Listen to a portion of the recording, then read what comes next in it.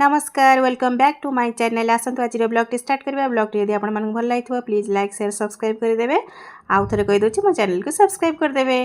तो ये मॉर्निंग रे मु पूजा पूजी सारीदे आज मुंड सफा करी। तो आज बढ़िया से सीरम फिरम लगे कि पूरा सजबाज हो चली रोसई घर को। आम मानकर तो जहाँ कम सरले भी रोसई घर तो सब कम रोसई घर पहुँची गला गरमा गरम चा टे बनईदेली। आउ रुटी बासी रुटी की रोल करके चारे बुड़े बुड़े खाइबार जो मजा जी मजा जानी प्लीज कमेंट बॉक्स में निश्चय जनइबे। तो खाई सारा पर आसली सबुदिन तो आपने देखुं वर्षा होचे तो वर्षा बहुत सारा कपड़ा था मेसीन में पकई स्पिन करदेली। स्पिन करदेकी काम सारी देकी चलिली पुणी आमर आज कौन रेसिपी करवा से चिंतार रही।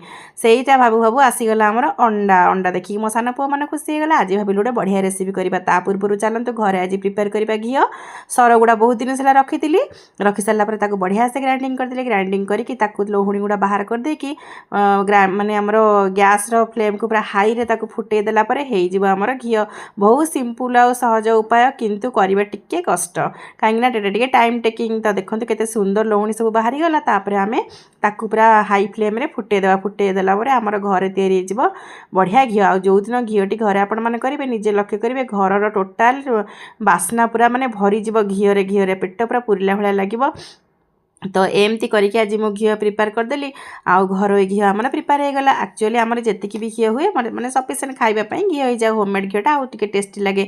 या पर मो पुओ तार बसी पड़ा चपर करने सब जाक जिनस देदेली चप करने चपर धरिकी बसी पड़ा। ये जिनसटी मगैली मो सान पुओ बढ़िया कम लगाऊँगी। तो देखो आज अंडार चलते गोटे बढ़िया रेसिपी करवा।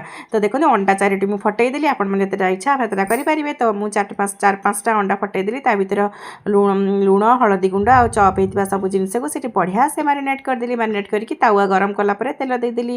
तापर से बढ़िया से कैप्सिकम आ पियाज को राउंड राउंड कटा होता से सब ता देहर सब देकी जी आम जगह है तावर से देकी राउंड भितर सब ये जो मैंने अंडा ये गुड़ा पकईकी से सी आंचरे करदे केते सुंदर होगला ऑमलेट। ये पुणी पियाज भितर कैप्सिकम भितर आपने जानते कि जो जानी ना प्लीज निश्चय ट्राए करेंगे। तापर नॉर्मली आम जमी अंडा रोसई करूँ अंडा तरकारी सेमती नॉर्मली तेल देकी सब जाक मसला गुंड अदा रसुण पेस्ट टमाटो लंका गुंड सब जाक देकी तापर बढ़िया से मसला टी कषिदेबा। तापर ये देखो मो आलू पकईकी मसला कषिला पानी ढालीदेली। पानी पूरा बढ़िया से फुटला मो सान पुओ दुटा सिजा अंडा देदेली।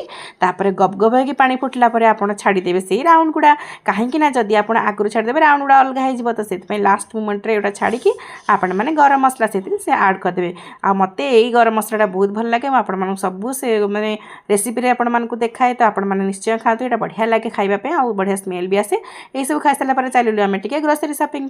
तो ये आज होल डे ब्लॉग जदि भल लगे आउ थे कहूँ सब्सक्राइब करते रही। नमस्कार जय जय।